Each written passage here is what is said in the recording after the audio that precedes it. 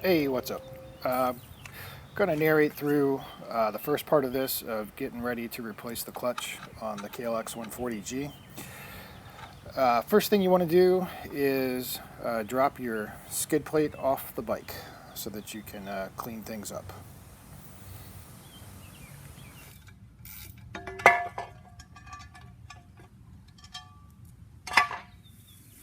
Alright, next get a hose that's not a piece of crap like mine. Rinse off any mud and stuff around the engine case.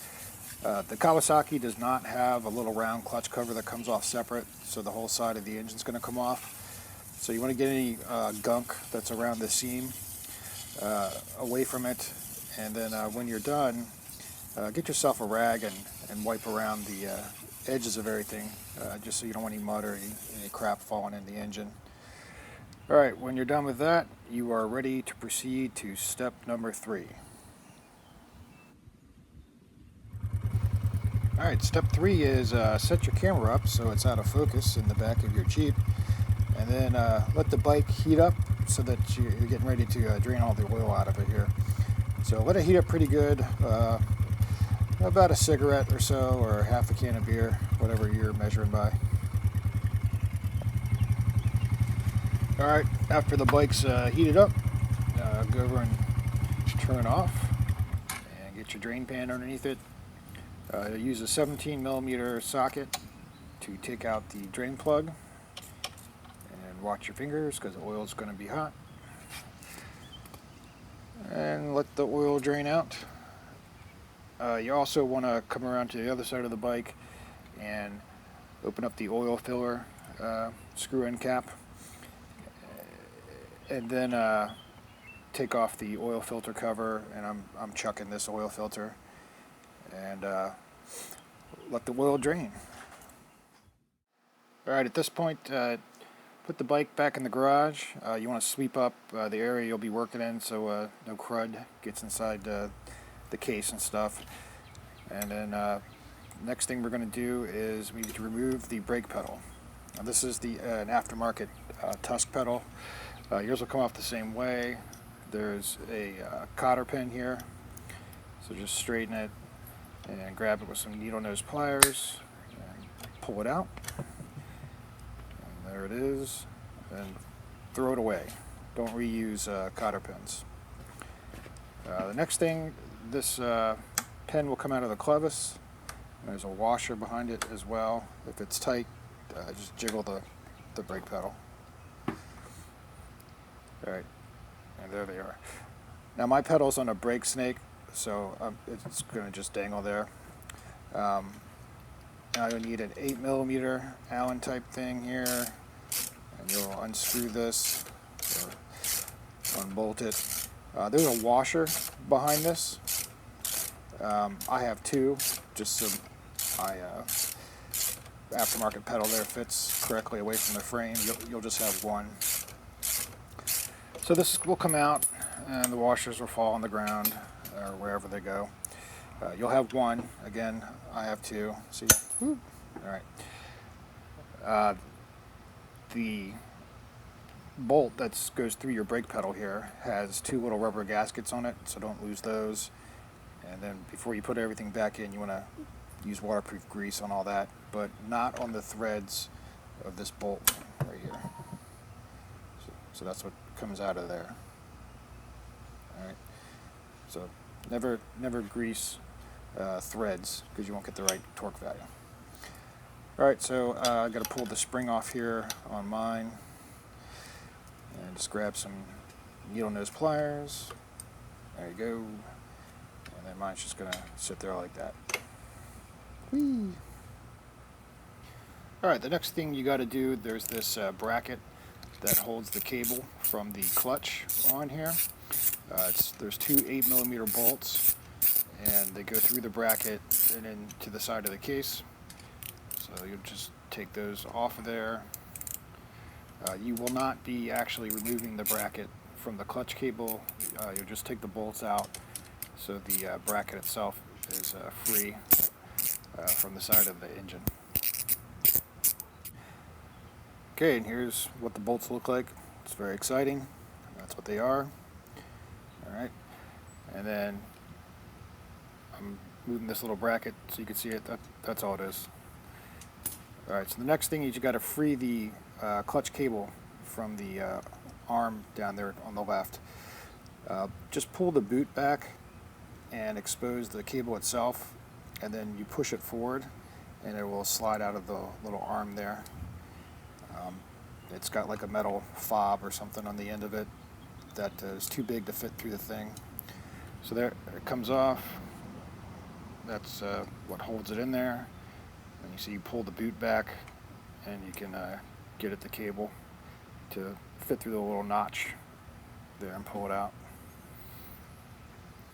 I guess I thought this was pretty important because I kept showing you, but that's how it goes in. It goes in from the side that's away from you. All right. Then put that somewhere. Put it somewhere again. Then when you don't like that, put it somewhere else. All right, there we go. I don't know. Just put it somewhere. Okay, now you're ready to take the side off. So again, 8mm. Just go around the case there. All these bolts are exactly the same. On some motorcycles they're not. They're different lengths, and you got to keep them separate. But these are all exactly the same. And just going to go around the outside perimeter and take them all off. One other note is that arm that's on the end of the clutch cable there, that the clutch cable connects to at the top of the engine case, do not pull that out or remove that. You don't have to do anything with that for this job. There's actually an oil seal there. If you pull that thing out of there, you might wind up having to replace that oil seal. So just leave it alone. And once you get all the bolts out, you're going to pull the side of the case off. It has a couple parts that are going to come off. There's two locating pins, one on the left and one on the right. There's also a ball bearing thing in there. You want to kind of pull this out straight towards you so it comes off, not like at an angle or something. But it'll come off. It might be a little sticky. It's got a paper gasket, and that is probably going to tear, so you will need another gasket to put on here. Or if you don't want to use another paper gasket, you could use Loctite 518, which is a chemical gasket replacer. But most people will just get the paper gasket. Alright, so this is going to pop off, and when it does, a bunch of stuff is going to go flying. There you go. Alright, so those locating pins may or may not stay in. There's just a hole on each half. And then the little ball bearing thing goes in the center of the clutch basket. That's probably going to go somewhere. Picking things out of here. Alright, so here's what the little ball bearing thing looks like.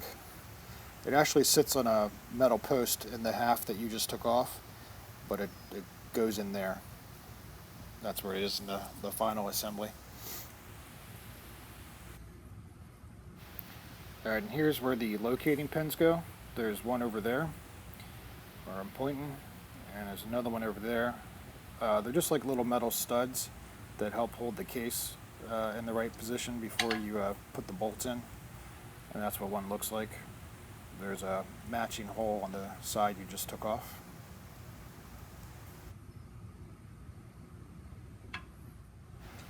Alright, here's the cover that you took off, the clutch cover basically. In the center is this little metal post. That's what that ball bearing assembly will fit with. Service manual says to drop it on the floor a couple times. Alright, and that fits into this hole there. It only goes in one way, so that's where it goes. And then the ball bearing thing goes on that, and everything that fits into the center of the clutch basket. Also, here's that clutch cable arm and you can see it goes all the way down in there. There's an oil seal. Again, don't mess with this. Could have to replace the oil seal, or oil will leak out. Okay, while you're in here, right there is a oil screen. Just get some little pliers. It slides out. That's probably going to be pretty dirty and gunked up. So you want to pull that out and clean it. In the area where it came out of, there's probably going to be a lot of gunk and metal shavings and whatever else. So you want to clean that stuff out too. All right, this screen has kind of a triangular wedge shape, and you can see that lip up on the top of it. And so you want to put it in, narrow in first, and that lip goes into some metal grooves there. And mine had a white dot on it to indicate the top part. Yours might too, but just pay attention to put that in the right way. Okay, next we're going to use this crazy tool from EBC. Goes over the bolts in the clutch basket. Yeah, thumbs down. It's kind of crap, but it is what it is. It is a 14 millimeter bolt there that's torqued on pretty darn good. Here I'm goofing with it. But anyways, we're going to break things off here at this point. I'll pick it up with getting that off. I'm actually going to have to go get an impact wrench on it. It's in there pretty good. And unfortunately, my gasket tore, of course, and nobody has them in stock, so I am apparently waiting for that to arrive as well. So the bike's out of commission a few more days, but we'll pick it up with when the parts come in and keep going on this.